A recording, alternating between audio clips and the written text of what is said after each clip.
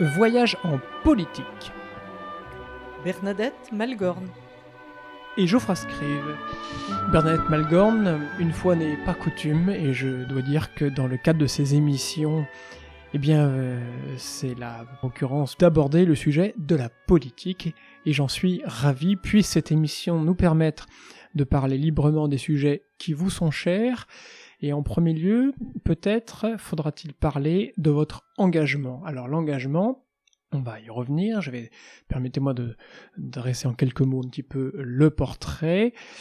Donc il me semble que vous êtes né à Nantes en 1951, vous êtes haut fonctionnaire donc, de cet État, ici en France, vous êtes une femme politique, vous avez fait l'ENA entre 73 et 75, et vous êtes la première femme à devenir préfète de région. Alors ce n'était pas dans cette région de la Bretagne où nous nous trouvons, puisque nous réalisons cette conversation à Brest, on peut même dire à Brest même. Vous étiez, il me semble, du côté de la Moselle, donc là nous sommes à cheval sur la fin du XXe siècle, début du XXIe, entre 1996 et 2002. Puis vous serez magistrate à la Cour des comptes, ça vous me l'avez dit, de 2009 à 2019, vous avez fait quand même 10 ans, aux côtés de Philippe Séguin, on pourra peut-être y revenir. Vous êtes conseillère régionale de Bretagne depuis 2010 à 2015. Vous vous présentez aux élections municipales pour cette cité du Ponant à 2 reprises. Il faut quand même le souligner. Alors du coup, par rapport à ce rapide curriculum vitae, quelle est pour vous la définition ou la couleur que prend le mot d'engagement à travers toutes ces années, à travers le champ politique ? Je crois que l'engagement, il peut prendre plusieurs formes. Et dans ma vie professionnelle, je me sentais aussi très engagé. Engagé au service de l'État et de mes concitoyens, en espérant d'ailleurs que les deux convergent. Oui. Ce qui est en principe le cas dans une démocratie, mais effectivement, on voit bien que une partie des sujets qui interpellent les politiques, c'est cet écart qui se creuse entre les représentations institutionnelles et l'ensemble de la population, avec une expression assez claire, si je peux dire arithmétique, dans les taux de participation aux élections qui s'effondrent. Alors, pourquoi je me suis engagé en politique ? J'y voyais une continuité de mon engagement de service public. J'avais effectivement été préfète de région, la première femme préfète de région, vous l'avez dit, en Lorraine d'abord, où je me suis beaucoup attaché. J'ai eu des expériences vraiment extraordinaires, exceptionnelles. Et après, je suis venu en Bretagne, dans ma région. Alors, je suis né à Nantes un peu par hasard. Mon père était militaire et voilà, c'est comme ça. Mais en fait, je suis tout à fait finistérienne, père brestois, mère morlaisienne.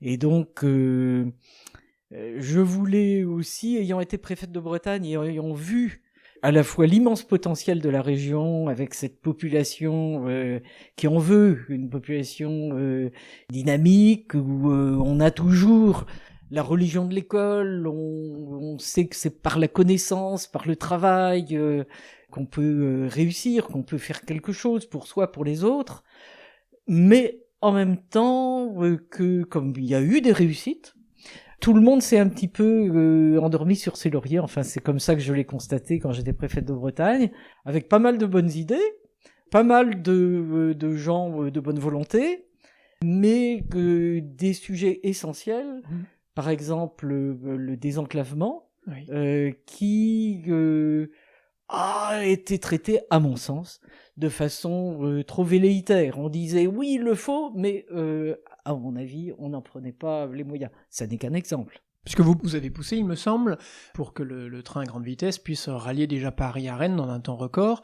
Maintenant, il resterait la suite du parcours à faire jusqu'à nous, si je puis dire. Oui, jusqu'à Brest. C'est un exemple. Bien entendu, j'ai été préfète coordinatrice pour la LGV Bretagne. Et à l'époque, on sentait bien déjà que c'était pas la priorité des priorités pour la SNCF, enfin Réseau Ferré de France. Et en tant que préfète coordinatrice, évidemment, c'est pas moi qui avais les cordons de la bourse, c'est d'énormes investissements qui font l'objet d'arbitrages ministériels, voire plus. Mais je tenais la procédure. Et j'avais fixé les réunions du comité de pilotage, il était convenu que ça avait lieu à des dates fixes, Oui.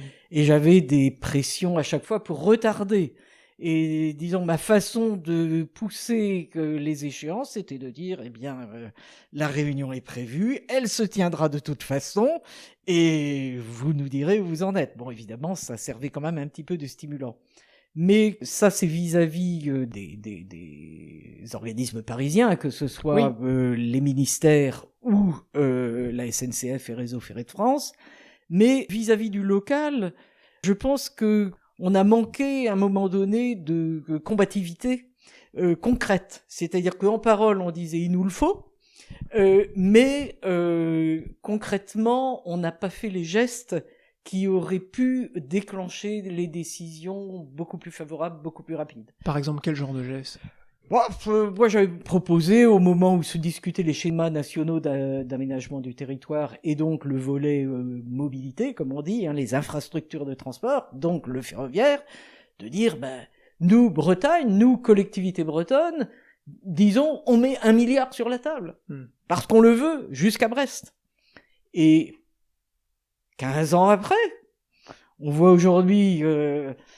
Écoutez, quand j'ai été conseillère régionale de 2010 à 2015 et à mes débuts de conseillère municipale à Brest, et encore il y a quelques années, j'ai entendu des voix qui disaient que je radotais un peu avec cette histoire de ligne à grande vitesse jusqu'à Brest. Et je constate qu'aujourd'hui, tout le monde s'enthousiasme pour défendre, un peu tardivement à mon niveau, mais pour moi il n'est jamais trop tard pour bien faire, et que il faut vraiment que cette idée de mettre en place une structure avec des financements dans lequel on montre concrètement que le milieu local, le milieu régional s'engage, eh bien qu'enfin on y arrive. En somme, vous aviez un train d'avance. Eh ben peut-être, voilà. Alors, il faut être à l'heure, et je considère qu'en l'occurrence, eh bien tous les Bretons n'ont pas été à l'heure. Donc vous étiez sur le quai de la gare et vous attendiez le train. Alors quelle est la place justement d'une préfète à l'époque par rapport au ministère ? C'est-à-dire, est-ce qu'il faut savoir tenir sa place, garder sa place au sein de cette administration, tout en les stimulant ? Est-ce qu'il y a là un équilibre assez peut-être difficile à tenir, mais un équilibre tout de même entre je dois oser, je dois faire ce qui est attendu de moi, et je dois stimuler peut-être au-dessus pour bouger les lignes pour que mon projet aboutisse. Peut-être au détriment d'autres projets dans d'autres régions. Alors, je pense que on se crée soi-même ces marges de liberté à condition de rester à des niveaux stratégiques de l'action publique et de ne pas trop se mêler des affaires de politique pure qui sont l'affaire des élus. Le préfet, évidemment, doit analyser les rapports de force politiques locaux. Il doit savoir qui a de l'importance, pourquoi, avec qui on peut travailler sur quoi. Enfin, bien entendu, on est très impliqué dans le milieu politique local, mais on n'en fait pas partie. On est un petit peu à côté. Et vis-à-vis des gouvernements, c'est un petit peu différent, mais on a aussi un certain recul. On n'est pas des instruments d'une politique éphémère. Oui. Moi, j'ai l'habitude de dire que le préfet, sur son territoire, sert l'État dans sa permanence et les gouvernements dans leur alternance. C'est-à-dire qu'on a un devoir de loyauté vis-à-vis de l'État qui est porteur, évidemment, de l'état de droit, d'une certaine construction institutionnelle, de lois républicaines. Il y a quelque chose qui est dans la durée et dont nous portons une part de responsabilité dans notre département et dans notre région. Et puis, il y a des actions publiques voulues par tel gouvernement, de gauche, de droite, de centre, voilà. Souvent, la palette des politiques publiques, elle est pléthorique. Il y avait 800 chapitres budgétaires. Aujourd'hui, il y a un peu moins de programmes grâce à la LOLF, la loi organique sur les lois de finances. Mais enfin, on peut, dans ces actions publiques, voir ce qui va être le plus pertinent pour votre région. Essayer de détecter ce qui est important pour votre région, pour votre département. Et à ce moment-là, on définit, et c'est d'ailleurs des documents que les gouvernements successifs invitent les préfets à réaliser, des projets d'action stratégique de l'État dans telle et telle région.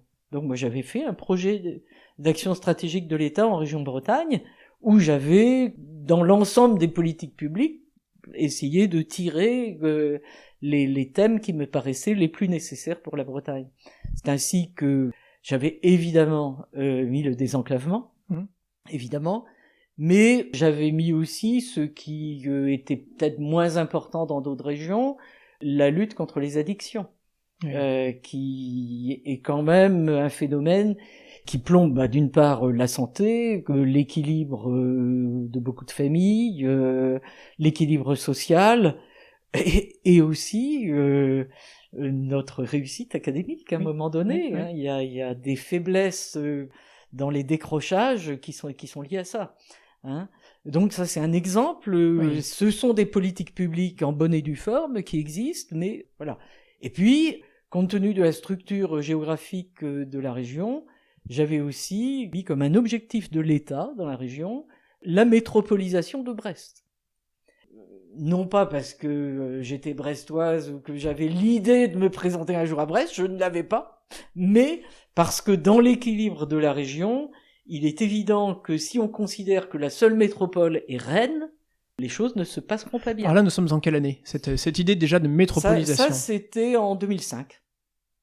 Parce que là, vous étiez donc revenu dans la région. J'ai été préfète de la région Bretagne. D'ailleurs, pourquoi ce voyage de la Lorraine à ici? Pourquoi ce retour? Ça, c'est pas nous qui choisissons. Hein. On est nommé par le gouvernement. Et bon, disons que la Bretagne est quand même une région reconnue comme particulière. Et selon les moments, il n'est pas ordinaire qu'on nomme quelqu'un dans sa région d'origine. Non, c'est vrai, oui. Mais que ça a pu apparaître intéressant. Il y avait des gros sujets à traiter. Parmi les sujets que j'avais relevés dans mes priorités d'action stratégique pour la région, il y avait notamment la reconquête de la qualité de l'eau en lien avec le maintien du potentiel agricole et agroalimentaire breton. Donc c'était une équation à beaucoup d'inconnus, à beaucoup d'inconnus, dont on a du mal à trouver la solution, et que peut-être étais-je par mes affinités, tant avec le milieu agricole qu'avec ma fibre environnementale, avais-je une possibilité de faire avancer les choses. Donc on voit les sujets que vous évoquez. Pour être préfète et ensuite pour vous lancer dans les engagements que vous avez pris, y a-t-il une nécessaire ouverture à différents domaines? Vous avez parlé du monde agricole, de l'éducation, vous avez parlé du ferroviaire. Ici à Brest, on peut parler du domaine de la marine, donc de la sécurité nationale. Enfin, j'imagine qu'il faut être ouverte à une grande diversité de sujets et donc de protagonistes. Oui, alors en tant que préfète... les préfets de département ont la responsabilité de la sécurité dans leur département. En partage d'ailleurs avec les maires qui ont la responsabilité de leur commune. Dans leur commune. D'où les polices rurales d'ailleurs, par exemple, qui émergent. Et municipales. Bien sûr, même si la ville de Brest n'en dispose pas encore. Non, ce qui est regrettable, c'est la dernière grande agglomération de plus de 100 000 habitants qui n'en a pas, ce qui est dommage. Ce qui procède d'ailleurs, à mon avis, d'une erreur d'analyse du maire de Brest, qui s'y refuse. Si vous voulez, à un moment donné, c'était le dogme du PS, en disant il faut que ce soit la police nationale qui assure tout ça. Ce qui est d'ailleurs pour moi un petit peu curieux. J'ai du mal à comprendre pourquoi on voudrait assigner à des fonctionnaires de police des fonctions éducatives, sportives, socioculturelles, en demandant aux policiers d'aller animer les jeunes, Toutes ces fonctions doivent être assumées, bien entendu. Il faut que l'éducation de la jeunesse ait lieu partout, dans les villes, dans les campagnes, dans les quartiers de la politique de la ville, mais pour moi, c'est pas une mission de la police. La police a une mission d'assurer la sécurité, la protection de la population, l'ordre public, voilà.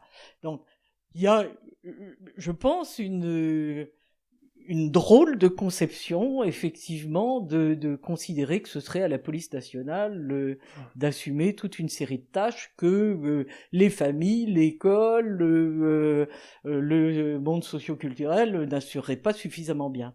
Je pense qu'il faut rechercher une complémentarité. Alors là, c'est vrai. Il faut vraiment qu'il y ait une complémentarité entre tous ces acteurs publics ou parapublics, associatifs quelquefois, autour d'un projet, évidemment, d'un projet de vivre ensemble, oui, bien sûr. Est-ce mu par ce vivre ensemble, par l'idée d'une police nationale, d'une certaine forme de plus proche de la population, que par les actions qu'on lui connaît habituellement? Oui, mais je crois mais que... c'est limité oui. aux forces de l'ordre qui sont justement présentes. Déjà. Évidemment que la population, dans sa très grande majorité, apprécie l'action de la police. Mais la police ne peut pas être pour materner la population. Hein, elle a un autre rôle à jouer, elle a un rôle de protection, elle a un rôle de lutte contre la délinquance, elle a un rôle d'investigation pour rechercher les auteurs des infractions, elle a un rôle, alors là, partagé avec la police nationale, partagé avec les polices municipales, dans la police administrative, les polices préventives, il y a des actions combinées. Puis un lien avec la justice. Et avec la justice, effectivement, la police est un des instruments de la justice. On l'oublie quelquefois, c'est-à-dire que la police, on est en démocratie et en république, ne se met pas en mouvement d'elle-même. La police, soit on est dans le champ de la police administrative et il y a des autorités administratives que sont le maire, le préfet, et la police agit sous le contrôle et pour le compte des maires et du préfet. Et puis, la police intervient en judiciaire sous le contrôle d'abord du procureur de la République et après des magistrats instructeurs, etc., etc. Donc, voilà. C'est pour dire, en tant que préfet de département, évidemment, on a cette responsabilité. Et moi, je considère que c'est une responsabilité éminente et ultime des préfets de département. Si on leur enlevait toutes les compétences, qu'on décentralise, qu'on privatise, qu'on je ne sais quoi, il serait important pour la cohésion sociale, territoriale en France, que les préfets, avec les maires bien entendu, conservent ces fonctions de sécurité.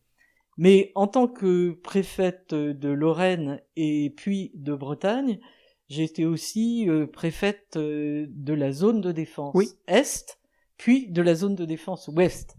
Ce qui fait qu'entre les deux, j'ai connu une quarantaine de départements, d'un point de vue des menaces, hein, puisqu'on fait à ce niveau-là non pas du management de la sécurité, de l'opérationnel, mais plutôt de la planification, de l'organisation. Donc il faut faire de l'analyse des menaces, et il faut organiser la coordination, notamment civilo-militaire, avec à la fois l'armée de terre, bien entendu, en Lorraine aussi l'armée de l'air. L'armée de l'air est quand même très présente, il y a les bases de Nancy, il y avait Luxeuil. Voilà.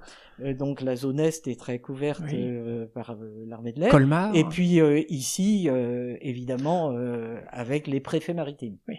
Puisque on a à la fois le préfet de l'Atlantique et de la Manche. Puisque en tant que préfète de zone de défense ouest, mon littoral, si je peux dire, allait du Tréport à Saint-Jean-de-Mont, à peu près.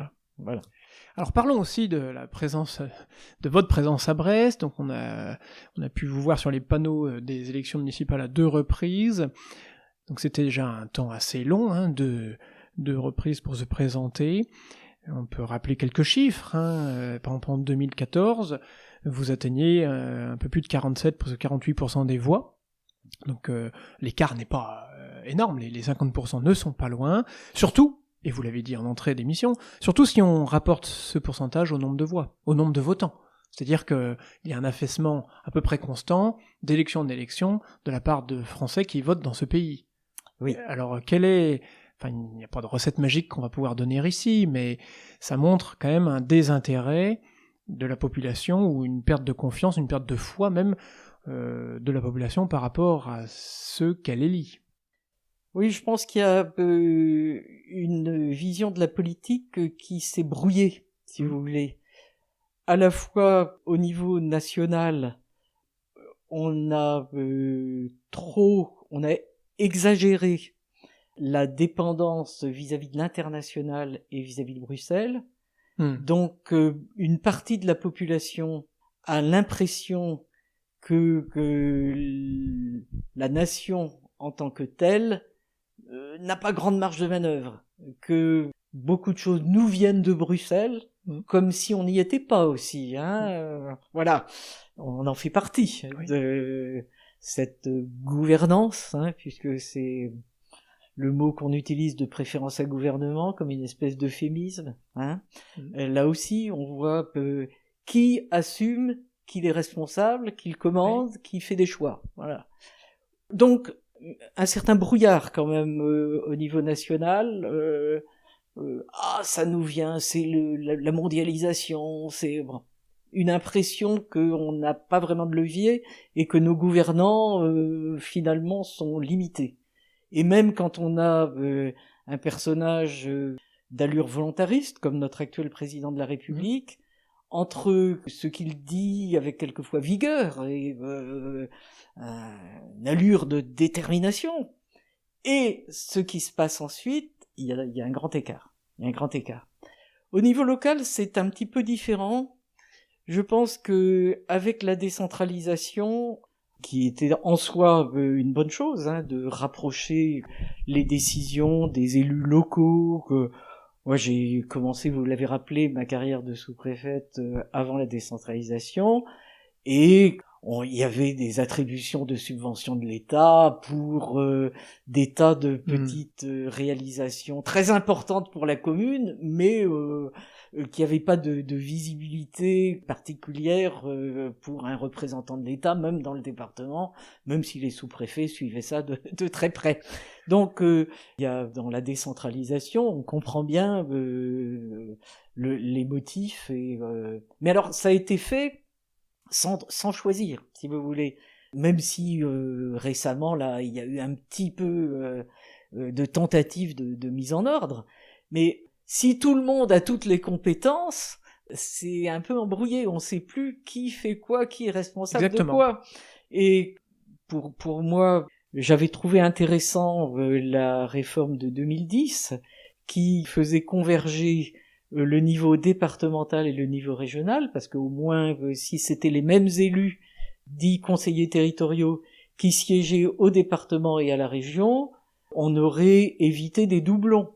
Parce qu'actuellement, si vous voulez, sur une réalisation, disons, d'une commune, ou un projet d'une entreprise, ou on voit des sollicitations s'adresser au niveau de la ville ou de la commune, de l'intercommunalité, du département, de la région, de l'État, et puis s'il y a des agences de l'État, voilà, bon. Donc, qui aura décidé quoi? Et même le maître d'ouvrage à la base, admettons si c'est une commune, si elle n'a financé que 20 ou 30% de l'investissement, est-ce qu'on peut considérer que ce choix a été vraiment conforme aux priorités que cette collectivité s'est données?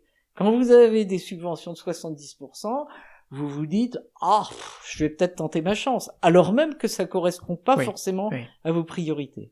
Et c'est pour ça que l'idée qui avait été un peu lancée à une époque de dire une seule subvention, un seul subventionneur sur un projet, ma foi, c'était pas une mauvaise idée. Et une autre qui y était attachée était de se dire que, au moment de prendre une décision d'investissement public, ce serait quand même pas mal si on regardait ce que ça coûte en fonctionnement. Parce que vous savez, dans le débat qu'il y a sur la dépense publique, certains ont tendance à dire l'investissement c'est bien, le fonctionnement c'est mal. Mais c'est oublier qu'à partir du moment où on crée un investissement, ça fait du fonctionnement en plus. Et oui, il faut l'entretenir. Dans une collectivité, vous devriez savoir le nombre de mètres carrés dont vous avez la responsabilité, son état, et combien vous allez devoir dépenser en entretien courant, grosses réparations, etc. C'est même un trait biblique. On connaît tous la parabole de la construction d'une tour. Il faut préparer ses affaires avant de pouvoir l'ériger. Voilà, il faut définir les objectifs avant de passer à l'action. Et les objectifs pour une collectivité publique, ils doivent être calés sur les besoins de la population. Et alors le rôle du politique, bon évidemment c'est de s'informer sur les attentes de la population, il faut bien connaître, voir ce que les gens vous demandent, mais votre rôle de politique, c'est dans l'ensemble de ces demandes, eh bien d'arbitrer à ce que vous considérez comme un besoin qui nécessite une intervention publique. Et tout ne nécessite pas d'intervention publique. Il y a des besoins parfaitement légitimes pour lesquels il n'est pas nécessaire qu'il y ait d'intervention publique. Voilà. Et c'est avec la décentralisation, outre ce brouillard un petit peu qu'il y a eu avec la multiplicité des niveaux de collectivité, vous avez eu aussi une tendance gestionnaire. C'est-à-dire, on a entendu beaucoup d'exécutifs dire moi je gère ma mairie, mon département, ma région comme une entreprise. Bon, c'est bien d'avoir des critères rigoureux de gestion, ça je suis tout à fait d'accord, mais on n'est pas là pour faire du chiffre. On n'est pas là pour être le plus gros, pour être celui qui a le plus de salariés, pour être celui qui brasse le plus d'argent. Voilà, on est là pour rendre le meilleur service au moindre coût. Et c'est que ce que le citoyen, sans doute, ne perçoit pas très bien, puisqu'on lui sort des listes de dépenses, comme si celui qui dépensait le plus, qui promet de dépenser le plus d'argent, allait être le meilleur élu. Or, c'est pas ça l'objet du débat politique. Et je regrette effectivement que... bon, c'est vrai au niveau national, mais au niveau local aussi, le débat s'est affadi. Vous voyez, au conseil municipal de Brest ou au conseil de la métropole, il est rarissime qu'on ait des vrais débats. Rarissime. Il faut vraiment qu'il y ait un sujet qui ait défrayé la chronique, que nous, l'opposition, nous poussions les questions en disant il faut vraiment qu'on débatte de ça. Et à ce moment-là, on a des petits bouts de débat. Mais autrement... Parce que les questions sont mal posées dès le départ ou parce qu'elles sont oblitérées ? Non, parce que malgré la faiblesse de la participation, parce que vous avez cité que les résultats de 2014, mais en 2020, si vous voulez, le maire qui a été élu, bon, c'est lui qui est passé en premier, donc il a gagné, mais il n'a même pas 50% des voix. Il n'a pas 50% des voix. Statistiquement parlant. Voilà. Puisqu'on nous étions 3 listes au second tour. Voilà. Donc, et que par rapport à peu près 30% de participation. Donc, sur les 80 000 électeurs brestois, il y en a 12 000 qui ont voté pour lui. Oui. Alors, vous me direz un petit peu moins pour vous. Certes. Évidemment. Mais je ne prétends pas imposer mon programme. Tandis que lui prétend, avec ses 12 000 électeurs sur 80 000, imposer son programme en disant j'ai gagné, donc j'applique mon programme. Ouais, mais c'est le jeu de la démocratie. Non, en tout cas, pour moi pas. La démocratie, c'est le débat avant l'élection. On a vu qu'avec la Covid, ça a été réduit à sa plus simple expression. Oui. 2, l'élection. Il y en a un qui a plus de voix que les autres, donc il gagne. C'est lui qui est chargé de l'exécutif. 3, le débat et le respect de la minorité. Pour Albert Camus, c'était d'ailleurs ça le critère de la démocratie, le respect de la minorité. Et l'écouter. Et donc le débat avec... Oui. Et 4, le contrôle. Voilà. Donc, dans tout ça, pour moi, le fait, la démocratie, c'est pas un jour tous les 5 ans ou tous les 6 ans. La démocratie, ça doit être tous les jours. Et donc, c'est une combinaison de tous ces éléments. Et si on s'en tient uniquement à l'arithmétique du jour de l'élection, c'est un rétrécissement considérable de la démocratie. Alors Bernadette Malgorn, puisque vous abordez ce sujet justement des élections municipales brestoises, je vais formuler la question ainsi. Être dans l'opposition, parce que du coup vous l'êtes dans le conseil, et donc vous arrivez à poser vos questions, à essayer de pousser les débats sur tel ou tel sujet. Alors moi la question que j'avais, c'est être dans l'opposition depuis toutes ces années. Est-ce que cela revient quelque part à tenir un siège? J'ai l'image, voilà, d'assiéger, de tenir son rôle, mais tout en proposant aussi une dynamique. Est-ce que c'est cette image dans laquelle vous passez? C'est ce qu'on essaye de faire, si vous voulez. Que quand on regarde les votes, en réalité, on vote évidemment contre le budget, ça c'est l'acte politique. Le budget est l'expression de la politique de la majorité. Donc il y a certains projets avec lesquels on est en désaccord clair. Par exemple, le projet Mon Réseau Grandit, la 2e ligne de tram et la ligne de BHNS. Nous considérons que ça n'est pas adapté par rapport aux besoins des Brestois et de l'agglomération, que ça ne résulte pas d'une analyse des besoins. En fait, pour nous, les besoins essentiels, si on veut, parce que sur les objectifs vraiment stratosphériques, on est d'accord, il faut effectivement fluidifier la circulation, il faut basculer sur des modes plus doux, il faut donc qu'il y ait des reports modaux depuis la voiture utilisée par quelqu'un tout seul vers les autres modes. Bon, sur les objectifs, quand on voit ça de très très haut, on peut être d'accord. Oui. Après, on ne peut même être que d'accord. Quels sont les moyens que l'on prend ? Eh bien, il faut voir pourquoi il y a tant de gens qui utilisent leur voiture tout seul. Qu'est-ce qu'on peut faire pour l'éviter ? Et c'est pas en mettant cette ligne de tram, cette ligne de BHNS telles qu'elles ont été mises, qu'on va avoir des effets considérables. Alors, nous étions pour un réseau beaucoup plus maillé, à base de bus à haut niveau de service, là où il le faut, sur les lignes lourdes, et notamment, pourquoi pas, sur Gare-Caval. On aurait probablement atterri là-dessus en BHNS. BHNS, le bus à haut niveau de service. C'est-à-dire, c'est un bus qui ressemble à un tram, mais qui n'a pas de rail. Il n'y a pas de rail, c'est des rames sur pneus. Et ça coûte 3 fois moins cher. Et en plus, c'est beaucoup plus souple, puisque vous n'avez pas les rails. Oui. Et c'est sans doute plus écolo, puisque vous avez moins d'acier. Bon, enfin. Donc c'est une divergence de moyens, là, justement, clairement. Mais aussi d'analyse du besoin. Ça a été fait de façon bresto-brestoise, si vous voulez. Or, on doit travailler à la fois sur l'agglomération et sur le pays de Brest. Et là, on a fait des lignes internes, si vous voulez. Oui. Et moi, j'ai assisté à beaucoup de réunions en 2018 pour la préparation de ce projet par la municipalité, mais j'ai mis mon grain de sel. Et ce qu'on entendait, alors les gens, on disait on fera une 2e ligne de tram, ah ouais, bon. Mais alors nous, ce qui nous intéresse, et puis c'était tout à fait autre chose. C'était des liaisons inter-banlieues, ou entre les différentes communes périphériques de Brest. Ou bien des liaisons des périphéries avec Brest. Voilà. Et donc, nous, on avait un schéma complètement différent, si vous voulez. Voilà. Donc, par exemple, tout ce qui a trait à Mon Réseau Grandit, là, on vote contre. Oui. En revanche, sur la rénovation urbaine, par exemple, tout ce qui est politique de la ville, rénovation urbaine, on n'est pas forcément d'accord dans le détail. On l'aurait pas fait comme ça, sans doute. Mais on pense que c'est tellement important pour la ville, pour l'agglomération, qu'on vote pour. Oui. On a voté pour Bellevue, pour Pont-à-Nézène, pour Recouvrance, pour le Haut-de-Jaurès, même si on l'aurait pas fait comme ça, on a donné des idées.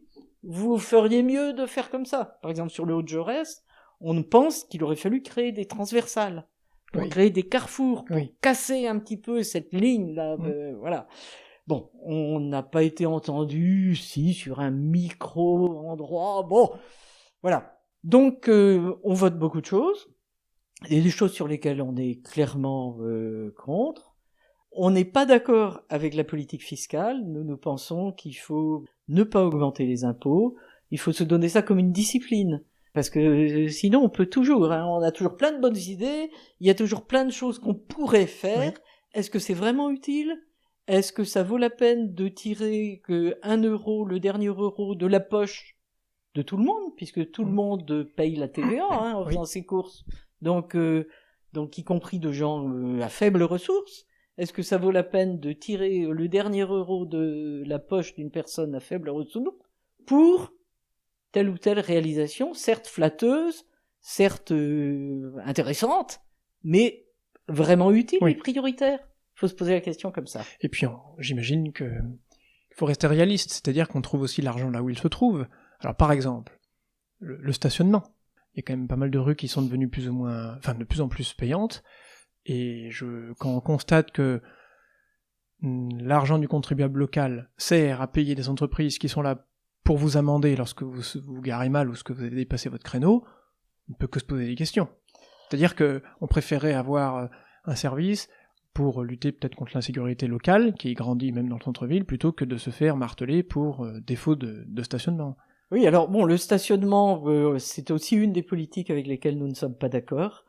J'ignorais. Nous considérons que l'occupation de l'espace public doit être réfléchie avec tous les modes. Il faut pas considérer ses seules préférences personnelles.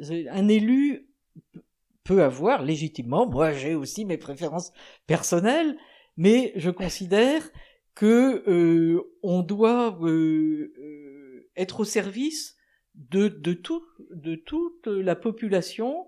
Et donc par exemple en matière de déplacement, les piétons, les cyclistes, les hôtes de roue, les véhicules ont légitimement un usage d'une partie de l'espace public, et que le rôle du responsable public, c'est d'assurer justement cet équilibre. Oui.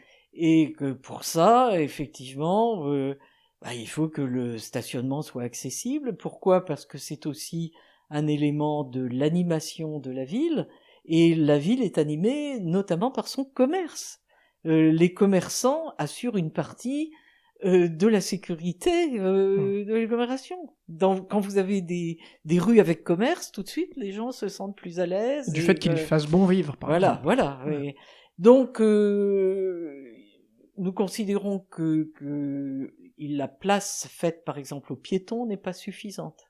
Il y a en principe un schéma piéton, il y a un schéma vélo, et quand on parle des acteurs chargés de mettre en œuvre ces actions, on voit que pour le vélo il se passe des choses, mais pour les piétons il n'y a pas grand-chose.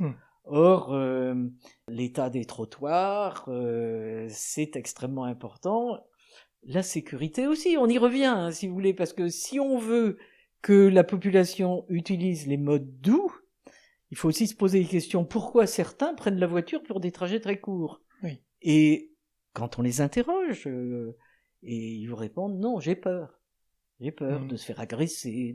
Voilà. Alors, on va dire c'est un sentiment d'insécurité. Bah oui, on n'est pas obligé de se faire agresser à chaque sortie. Non. Mais ça arrive quand même. Ça arrive. Et ça marque une bonne partie et puis ça marque durablement de la population. Voilà. Quand ça arrive. Voilà. Donc des sujets effectivement sur lesquels on a des divergences, mais qui pourraient donner lieu à des débats qui n'ont pas vraiment lieu. Regardez l'histoire des Halles Saint-Louis. Nous, c'était la rénovation des Halles Saint-Louis était une de nos priorités dès 2014. Et puis tout au long du précédent mandat, de 2014 à 2020, on a eu un petit peu de ce travail de mise en vitrine, voilà, et puis qui est plutôt positif, c'est-à-dire que les gens, il me semble ça a permis de maintenir un centre commercial. Vraiment une visibilité. Voilà. Ça a permis de maintenir, mais derrière toutes les halles, c'était vraiment il s'est rien passé. Il s'est rien passé pendant 6 ans. Mais là, il va se passer. Maintenant, il va se passer. Alors, nous avons tendance à considérer que nous n'y sommes pas pour rien et que notre insistance à ce qu'il se passe quelque chose est quelque chose de pas trop mal, je pense. Je crois que ça devrait être bien. Vraiment être bien, hein, je pense. Voilà. Simplement, on a, il faut bien le dire, tanné depuis des années pour que justement il se passe quelque chose de bien. On a obtenu des petites satisfactions au passage, par exemple le fait que les actuels commerçants des halles puissent pendant les travaux se retrouver regroupés au même endroit et que ça soit pris en charge par la ville. Voilà, c'est des petites victoires si on peut dire, mais c'est jamais la satisfaction est jamais totale. Hein. Nous avions insisté sur le fait que dans le secteur il risquait d'y avoir plusieurs chantiers qui se produisent à peu près en même temps, puisqu'il y avait le chantier des Halles qui finalement était mis à l'ordre du jour. Il y avait le parking Saint-Louis également qui arrivait à l'ordre du jour, notamment parce que il y avait des suppressions de stationnement très importants avec mon réseau grandi, 350 places de stationnement supprimées en centre-ville, dans l'hypercentre. Voilà, donc ces travaux-là arrivaient enfin à un rang de priorité suffisant. Et puis, on nous avait parlé, et ça nous paraissait effectivement à faire, d'aménagement urbain, d'aménagement dans ce secteur de Saint-Louis, et puis aussi, on le sait, des travaux de réfection sur l'église Saint-Louis qui en a besoin puisqu'il y a des désordres assez importants. Donc nous, ce que nous aurions souhaité, c'est que tout ça fasse l'objet d'un plan d'ensemble. Bon, là, on n'a pas obtenu satisfaction, c'est découpé en rondelles. Enfin, ne boudons pas notre plaisir quand on voit, à échelle humaine, peut-être même plus, ces travaux arrivés dans la programmation. Alors, quelle valeur, justement, par rapport à tous ces projets que vous avez décrits, et donc le temps que ça prend, accordez-vous au mot endurance? Je pense qu'il faut de la continuité, mais il faut aussi pouvoir s'adapter, si vous voulez. Parce que la ville se transforme, les personnes aussi, les populations évoluent. Je pense qu'il faut vraiment être attentif à ces évolutions et être capable de remettre en cause. Moi, je n'ai jamais reproché à un politique de ne pas appliquer son projet au pied de la lettre.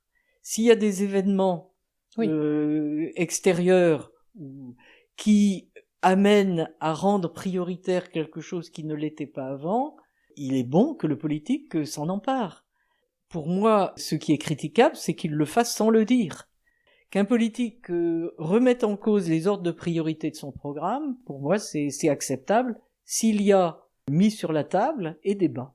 On dit voilà, j'avais dit dans mon programme que j'allais faire ceci, ceci et cela. Il y a tel événement qui se produit, tel changement des conditions économiques, sociales, etc. Ça m'amène à revoir mon projet et on va en débattre. Et on en débat dans les conseils. Si vous voulez, au niveau national, les projets présidentiels, moi je trouve qu'ils ressemblent trop à des programmes de gouvernement. C'est pas un président de la République de détailler ce qu'il doit faire avec le budget. Le budget, c'est l'affaire d'un gouvernement. Et je pense que c'est un peu ce qui a piégé l'actuel président de la République, enfin le deuxième mandat du président Macron, parce que comme il n'avait pas de majorité absolue, contrairement à son premier mandat, où il pouvait jouer un peu au Premier ministre, puisqu'il avait une majorité qui s'était fait élire, en fait, avec, on n'élisait pas monsieur ou madame machin, on élisait Macron de la 8e circonscription, Macron de la 1re circonscription, voilà. Donc il avait effectivement une assemblée vraiment à son image. Ce qui n'était pas très bon d'ailleurs, parce que le rôle de débat et de tribune de l'Assemblée nationale en a été affaibli. Mais alors maintenant, avec une assemblée sans majorité absolue, ce serait au gouvernement, avec une majorité alors d'idées, enfin il y a différents schémas possibles. Les politistes nous ont décrit ça maintenant à longueur d'article, mais il y avait une distance à prendre entre un président de la République et un gouvernement qui aurait pu soit trouver une majorité, soit se situer avec un programme qui aurait pu recueillir des majorités d'idées. Votre vision paraît très gaulienne, c'est-à-dire que vous annoncez ce que vous voulez faire, si jamais ça marche pas, soit vous vous retirez, soit vous reconsidérez votre point de vue. Et vous le dites surtout. C'est surtout ça, oui, c'est surtout ça. Alors, certains vous diraient que le général de Gaulle n'a pas toujours dit ce qu'il allait faire, parce qu'il y a aussi je pense à son départ. Je pense surtout à son départ. Oui, ça c'est clair. Non, il y a des moments, si vous voulez, ça a été le cas de l'Algérie française, où quand il a dit « je vous ai compris », tout le monde avait compris qu'il comprenait ceux qui revendiquaient que l'Algérie française. Il l'a d'ailleurs pas dénié. Et après, il s'est rendu compte que le moment était passé et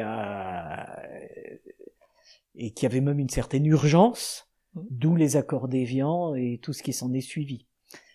Non, pour revenir à la période actuelle, je pense que la diffusion des moyens de communication, l'immédiateté des choses, oblige les politiques à la fois à être dans cette immédiateté, ils ne peuvent pas éviter de répondre ils doivent être à dans ce besoin, et sur mais le long ils doivent terme. être en même temps. Le en même temps, si vous voulez, qui me plaît pas trop, à vrai dire, quand on dit en même temps de droite, de gauche, en même temps de ci, de là. Bon, il y en a un qui me convainc quand même, c'est que l'action doit se situer par rapport au temps, hein, et on parlait de l'immédiateté, on parlait du temps long, et le temps long, c'est pas seulement l'avenir, c'est aussi l'histoire.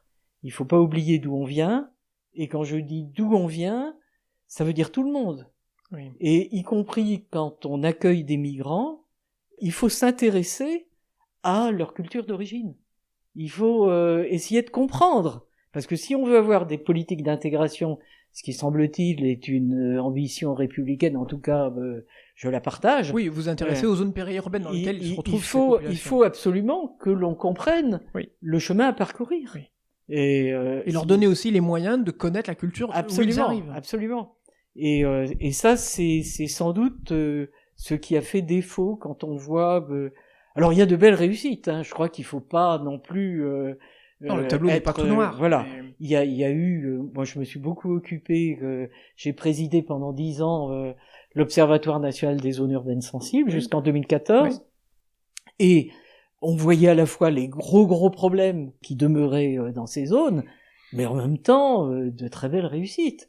Avec un petit peu comme ce qu'on avait dans nos campagnes, enfin quand je vois la génération de mes grands-parents, qui étaient de langue maternelle bretonne, et qui avaient une volonté et une soif d'intégration, sans renier du tout leur bretonitude, hein, mais qui ont travaillé, qui se sont engagés pour la République, eh bien je pense qu'il y a aussi dans les populations d'origine immigrée la même chose. Je crois que quand on en côtoie certains, on voit bien cette volonté d'être de ceux qui vont construire la France de demain.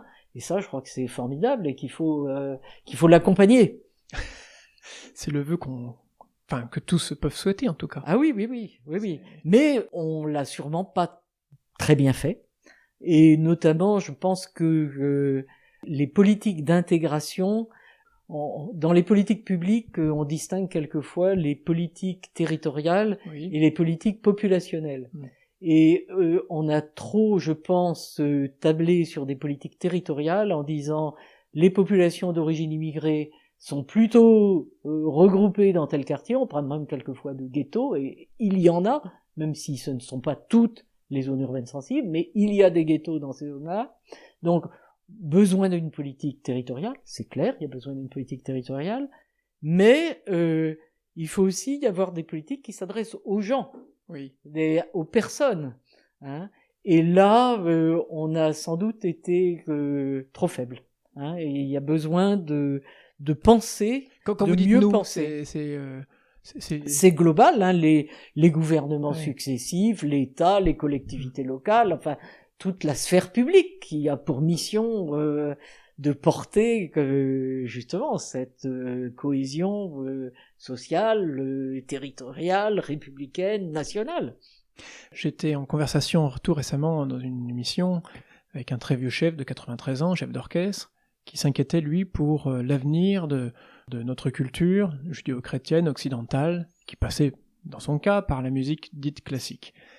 Aujourd'hui, ça me fait penser à ce que vous dites sur l'intégration, comment, sur quel levier de notre culture, de notre tradition, agir pour faciliter justement cette intégration.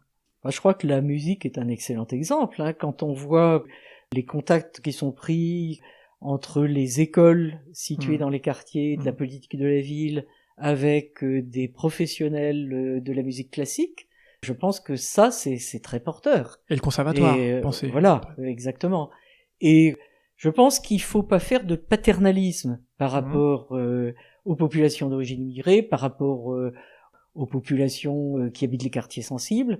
Il faut, au contraire, organiser les passerelles qui vont leur permettre, à ceux d'entre eux, pas tout le monde, mais à ceux d'entre eux qui en ont la capacité, la volonté d'accéder à l'excellence, à tout niveau.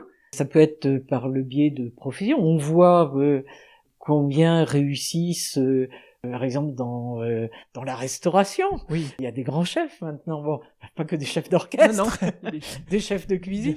Bon, ça peut être dans la médecine. Il y en a beaucoup. On voit beaucoup de personnes issues de l'immigration qui ont réussi dans la médecine. Il y a des professeurs de médecine. Et on en a bien besoin. Voilà.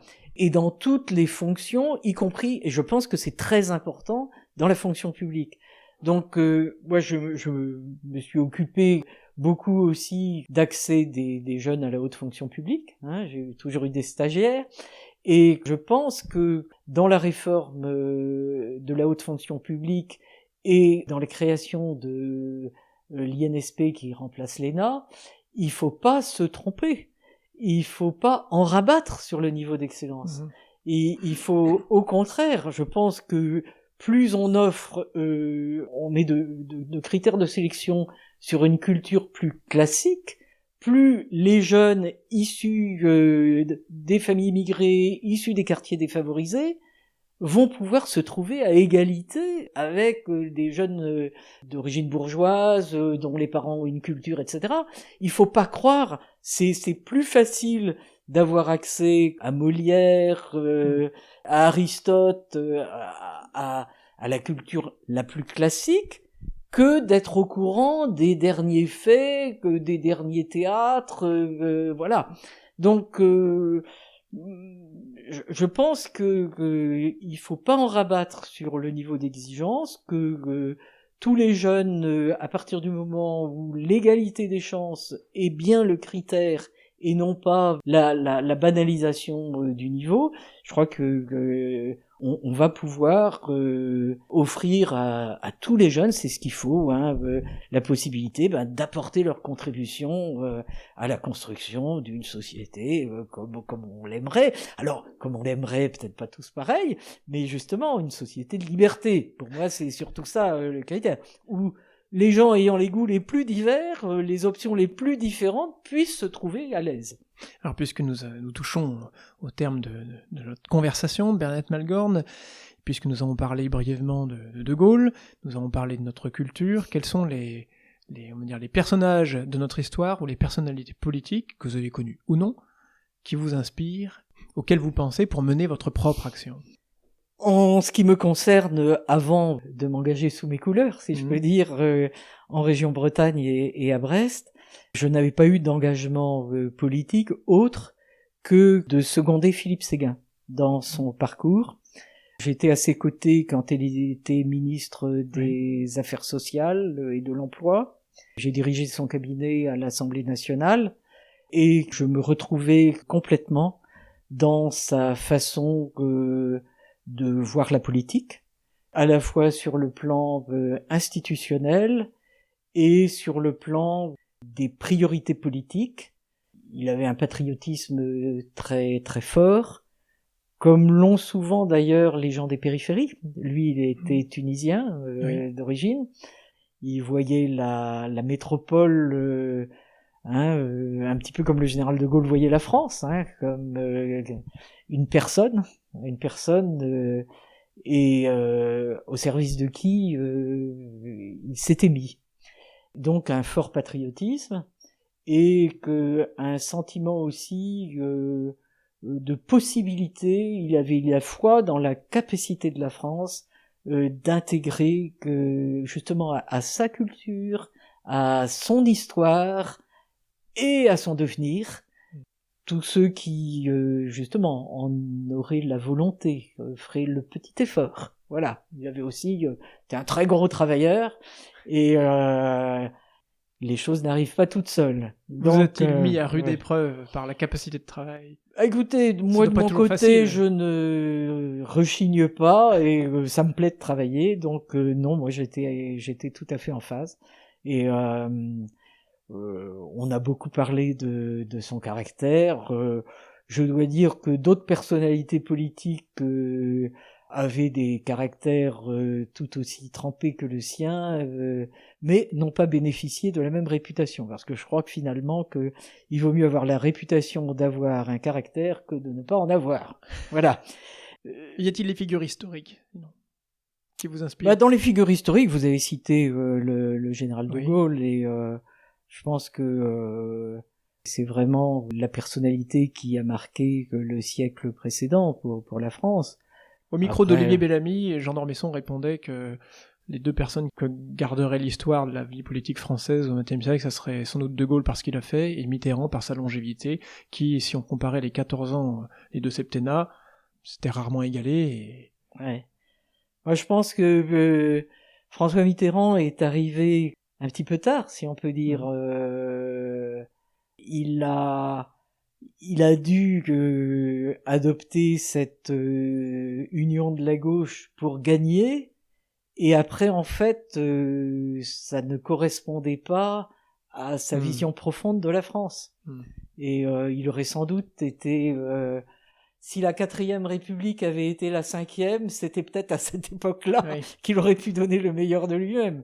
Mais il a été longuement ministre de la 4e, mais dans des fonctions où justement on gérait l'immédiateté. Et le projet d'ensemble était pas très lisible. On était encore très dépendant, une France en reconstruction, la dépendance américaine, voilà. Donc non, pour moi, la référence au général de Gaulle suffit. Merci beaucoup, Bernard Malgorn. Merci.